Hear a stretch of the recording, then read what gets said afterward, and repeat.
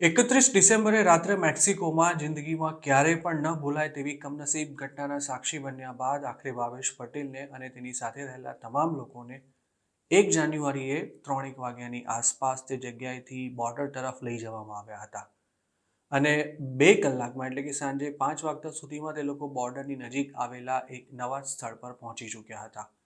તેમને જે જગ્યા પર રાખવામાં આવ્યા હતા તે હતી તો સાવ ગંધાતી, પણ ત્યાંથી તેમને દૂર પહાડી એરિયામાં ટ્રમ્પ વોલ સ્પષ્ટ દેખાઈ રહી હતી.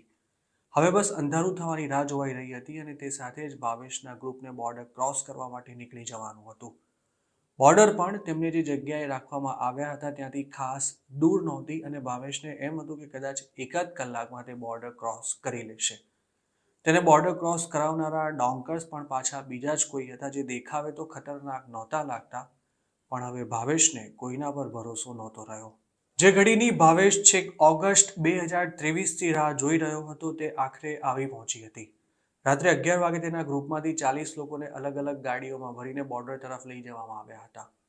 આ ગાડીઓમાં અંદર સીટ જેવું કંઈ હતું જ નહીં. વધારે લોકોને ભરી શકાય તે માટે ગાડીઓમાંથી સીટ કાઢી નાખવામાં આવી હતી, પણ હવે મેક્સિકોમાં ભાવેશની આ છેલ્લી સફર હતી. ભૂખ્યો તરસ્યો ભાવેશ જે ગાડીમાં બેઠો હતો તેમાં તેની સાથે જ પેલી 3 ગુજરાતી છોકરીઓને પણ બેસાડવામાં આવી હતી. તે ગાડી આખરે રવાના થઈ ત્યારથી જ ડોંકરે વોકી ટોકી પર કોઈકની સાથે વાત કરવાની શરૂ કરી દીધી હતી. ભાવેશને કઈ બોર્ડર પર જવાનું હતું તેનો કોઈ જ આઈડિયા નહોતો. ડોંકર્સ સ્પેનિશ ભાષામાં વોકી ટોકી પર વાત કરી રહ્યા હતા અને કદાચ છેલ્લી ઘડીએ તેનો રૂટ પણ બદલવામાં આવ્યો હતો. રાતના અંધારામાં પહાડો પર ચડતી અને બેફામ દોડતી તે ગાડીઓને ડોંકર્સ એટલી ભયાનક રીતે ચલાવી રહ્યા હતા કે જો જરા સરખી પણ ચૂક થઈ હોત તો ગાડી ગમે ત્યાં ખાઈમાં પડી જાય તેમ હતી. અને ફાઇનલી 1.5 કલાક બાદ તેમને બોર્ડરની એક જગ્યા પાસે લાવીને તે ગાડી ઊભી રહી હતી. ભાવેશના ગ્રુપને લઈને કુલ 3 ગાડીઓ મેક્સિકોથી નીકળી હતી અને આ તમામ ગાડીઓમાં બે ડોંકર્સ બેઠા હતા. જ્યાં બધાને ઉતારવામાં આવ્યા ત્યાં ગાડીનો ડ્રાઈવર અંદર જ બેસી રહ્યો હતો અને તેની સાથે રહેલો બીજો એક માણસ ગાડીમાંથી ઉતરેલા લોકોને લઈને ટોર્ચના અજવાળે આગળ લઈ ગયો હતો. લગભગ 15 મિનિટ સુધી ચાલ્યા બાદ ભાવેશ આખરે ટ્રમ્પ વોલ પાસે આવીને ઊભો રહ્યો હતો. દૂરથી ટ્રમ્પ વોલ જોઈને તેને એમ લાગ્યું હતું કે કદાચ તેને ફેન્સિંગ કૂદવાની આવશે, પણ હોશિયાર ડોંકર્સે તે બધાને એવી જગ્યાએ લાવીને ઊભા રાખ્યા હતા કે જ્યાં દિવાલની નીચેથી એક માણસ ઘૂસીને પસાર થઈ શકે તેવો ખાડો ખોદવામાં આવ્યો હતો.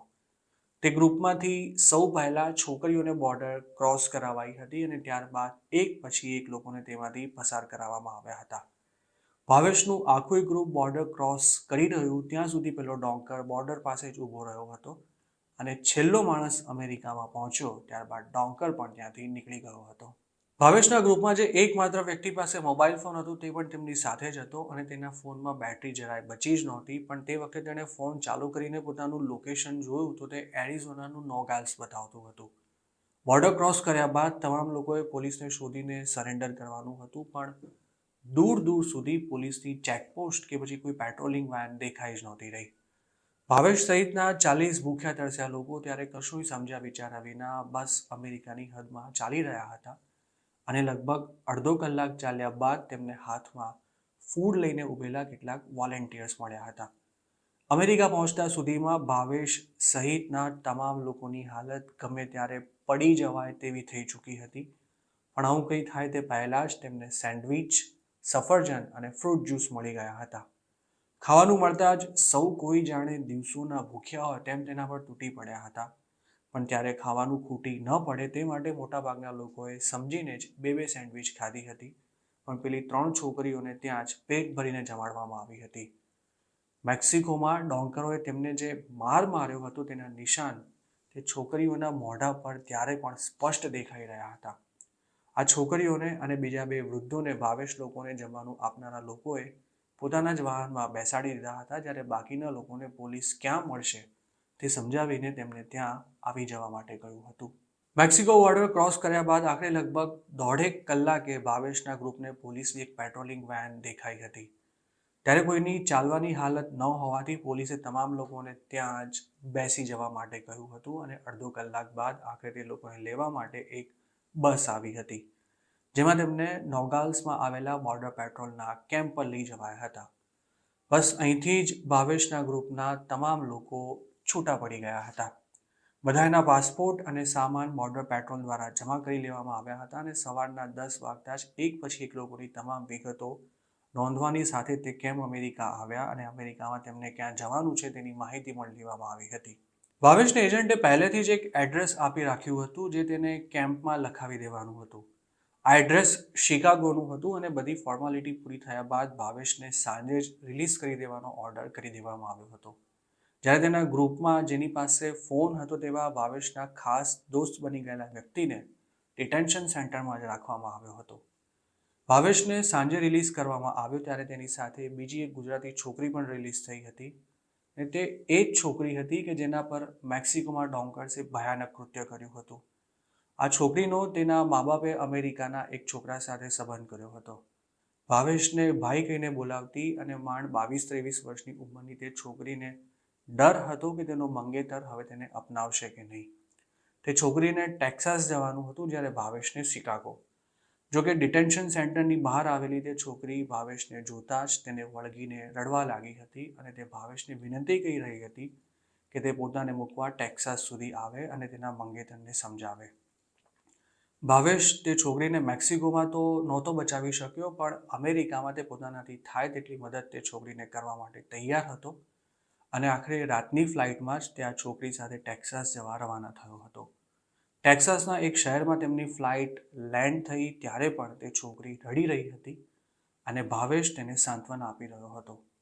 તે છોકરીમાં પોતાના મંગેતરની સામે આવવાની હિંમત જ નહોતી રહી પણ ભાવેશ તેને સમજાવી રહ્યો હતો કે મેક્સિકોમાં જે કંઈ થયું તેમાં તેનો કોઈ જ વાંક નહોતો.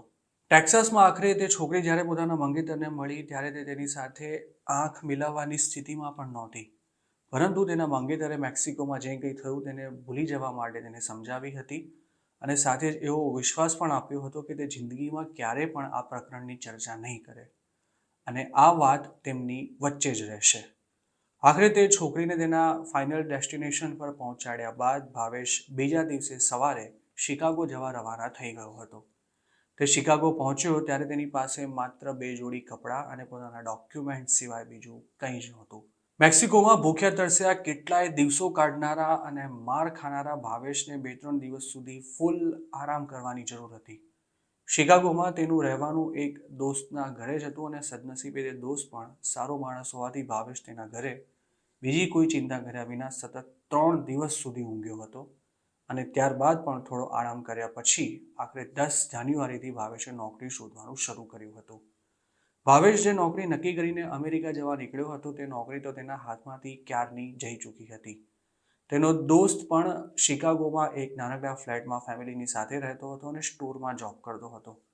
નોકરી શોધવામાં તે પણ ભાવેશની કોઈ ખાસ મદદ કરી શકે તેમ નહોતો. ભાવેશ દુબઈમાં હતો ત્યારે જ તેને એ વાતનો અહેસાસ થઈ ગયો હતો કે અમેરિકામાં હાલના દિવસોમાં જોબની જબરજસ્ત ક્રાઇસિસ ચાલી રહી છે અને અમેરિકા પહોંચ્યાના થોડા દિવસોમાં તેને આ હકીકત સમજાઈ ચૂકી હતી. તો બીજી તરફ તેના એજન્ટે પણ ભાવેશ અમેરિકા પહોંચી ગયો હોવાથી 80 લાખ રૂપિયાની ઉઘરાણી ચાલુ કરી દીધી હતી. ભાવેશે ત્યારે એજન્ટને પોતાને મેક્સિકોમાં જે તકલીફ પડી હતી તેની વાત કરીને 70 લાખ રૂપિયા ચૂકવવાની તૈયારી બતાવી હતી પરંતુ તેનો હરામી એજન્ટ 1 રૂપિયો પણ ઓછો કરવા તૈયાર નહોતો અને તેણે ભાવેશની ફેમિલીવાળા પર પણ પ્રેશર કરવાનું શરૂ કર્યું હતું. તેવું કહી રહ્યો હતો કે જો ફેબ્રુઆરી સુધીમાં પૈસા ન મળ્યા તો દર મહિને મને 2% વ્યાજ ચૂકવવું પડશે. અમેરિકા પહોંચીને થાક ઉતાર્યા બાદ ભાવેશને એક દિવસ પણ બેરોજગાર બેસી રહેવું પોસાય તેમ નહોતું. તે નોકરી શોધવા કેટલાય સ્ટોર્સ અને મોટેલ્સમાં ફરતો હતો. રોજ અનેક લોકોને ફોન કરતો હતો પરંતુ કોઈ તેને નોકરી આપવા તૈયાર નહોતું. આખરે ઘણી મહેનત બાદ ફેબ્રુઆરી મહિનો અડધો પૂરો થયો ત્યારે ભાવેશના દોસ્તે તેને એક કોન્ટ્રાક્ટરનો સંપર્ક કરાવી આપ્યો હતો જે કન્સ્ટ્રક્શનનું કામ કરતો હતો અને તેને મજૂરોની જરૂર હતી. ભાવેશને આ કામ કરવાનો કોઈ અનુભવ તો નહોતો પણ તેને સાઇટ પર જઈને માત્ર મજૂરી જ કરવાની હતી અને તેમાં કોઈ સ્કિલની જરૂર નહોતી. જોકે આ કામ માટે ભાવેશને શિકાગોથી દૂર જવું પડ્યું હતું અને તેના રહેવાની વ્યવસ્થા પણ કોન્ટ્રાક્ટરે જ કરી આપી હતી. પરંતુ રોજના $70 આપવાની સાથે આ કોન્ટ્રાક્ટર ભાવેશને એક ટાઈમનું જમવાનું આપવાનો હતો.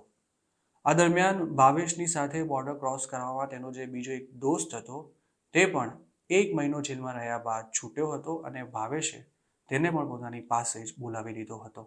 આજે ભાવેશ અને તેનો દોસ્ત કન્સ્ટ્રક્શન સાઇટ પર મજૂર તરીકે કામ કરીને દિવસના માંડ $70 કમાઈ શકે છે અને રાત્રે તેમને ભૂખ્યા જ ઊંઘવું પડે છે, કારણ કે પોતાના ખિસ્સામાંથી જમવાનો ખર્ચો કાઢવાનું તેમને પોસાય તેમ નથી.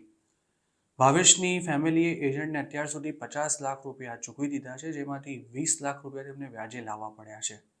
જોકે એજન્ટ બાકીના ₹30 લાખ કઢાવવા માટે તેની ફેમિલીને હેરાન કરી રહ્યો છે, પણ અમેરિકામાં જઈને પોતાની બધી જ ગણતરી ઊંધી પડતા ભાવેશ માટે દિવસની $70 કમાણીમાં દેવાનું વ્યાજ ભરવું અને એજન્ટને બીજા ₹30 લાખ ચૂકવવું અશક્ય બની ગયું છે.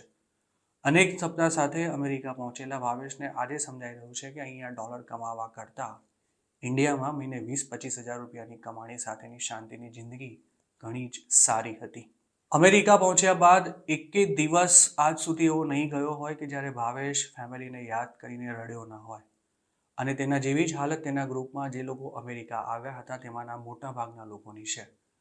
ભાવેશે અમેરિકા પહોંચ્યા બાદની પોતાની વ્યથા આઈ એમ ગુજરાત સાથે શેર કરી, ત્યારે પણ તે વાત કરતા કેટલી વાર ધ્રુસકે એવો રડ્યો હતો કે તેનું વર્ણન શબ્દોમાં કરવું શક્ય નથી.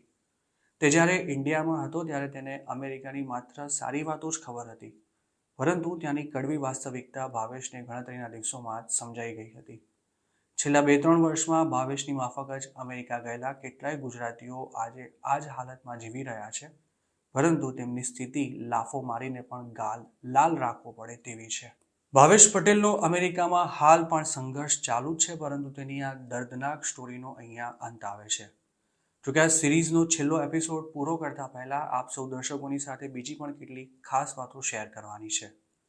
યુએસ ગયેલા ગુજરાતીઓના વાસ્તવિક જીવન પર આધારિત અમારી ઘણી સિરીઝ અત્યાર સુધી પબ્લિશ થઈ ચૂકી છે અને ભવિષ્યમાં પણ થતી રહેશે. જોકે કેટલાક દર્શકોની એવી પણ ફરિયાદ છે કે આઈ એમ ગુજરાત પર માત્ર નેગેટિવ વાતો જ દર્શાવવામાં આવે છે અને અમેરિકાના સારા પાસા વિશે ભાગે જ કોઈ માહિતી અપાય છે. જે દર્શકોને આવું લાગી રહ્યું છે તેમને અમારે એટલું જ કહેવાનું છે કે આપની વાત જરાય ખોટી નહીં હોય, પણ છેલ્લા 3 વર્ષમાં દુનિયાભરમાંથી અને ગુજરાતમાંથી પણ ઇલીગલી અમેરિકા જનારા લોકોનો પ્રવાહ એટલો બધો વધી ગયો છે કે હવે ત્યાં નોકરીઓ રહી જ નથી. અમેરિકામાં રહેતા ગુજરાતીઓનું જ માનીએ તો આજથી 5 વર્ષ પહેલાં એવી સિચ્યુએશન હતી કે તમને જોબ પર રાખનારો વ્યક્તિ તમે અમેરિકામાં ગમે ત્યાં રહેતા હો તો પણ તમને લેવા માટે આવતો હતો, પરંતુ હવે જો ઓનર તમને ટિકિટ મોકલીને તેને ત્યાં બોલાવે તો તેના પૈસા પણ પગારમાંથી કાપી લેવાય છે. ઘણા દર્શકો એવા પણ દાવા કરે છે કે અમેરિકામાં નોકરી કરનારાનું શોષણ થાય છે. તે વાત સાવ ખોટી છે, પરંતુ તેનાથી વિરુદ્ધ હકીકત એ છે કે હવે લોકો પાસે જોબ જ ન રહી હોવાથી બેકાર બેસી રહેલા ગુજરાતીઓ કલાકના $5-7 પણ કહો તે કામ કરવા તૈયાર બેઠા છે. તો મિત્રો, અમારી આ રજૂઆત આપને કેવી લાગી તે અમને કમેન્ટ કરીને ચોક્કસ જણાવજો. જો આપને આ સિરીઝમાં દર્શાવાયેલી કોઈ વાત પસંદ ન આવી હોય તો પણ અમને જરૂર કહેજો. જેમ આપ સૌ જાણો છો તેમ અમે ક્યારેય પણ કોઈની પણ નેગેટિવ કમેન્ટ ડિલીટ નથી કરતા અને આપ સૌને આપના વિચારો અમારી સાથે શેર કરવાની પૂરી છૂટ છે. દોસ્તો, આવી જ રિયલ લાઈફ સ્ટોરી સાથે અમે ફરી આપની સમક્ષ ઉપસ્થિત થઈશું અને જો આપ પણ અમારી સાથે આવી કોઈ રિયલ લાઈફ સ્ટોરી શેર કરવા માંગતા હો તો હાલ સ્ક્રીન પર દેખાઈ રહેલા અમારા વોટ્સએપ નંબર પર અમારો સંપર્ક કરી શકો છો. આપની ઓળખ ગુપ્ત રાખવામાં આવશે. આશા છે કે ભાવેશની સ્ટોરીમાંથી આપને ઘણું શીખવા અને સમજવા મળ્યું હશે. ફરી જલ્દી મળીશું. ત્યાં સુધી આપ જોતા રહો IIMGujarat.com.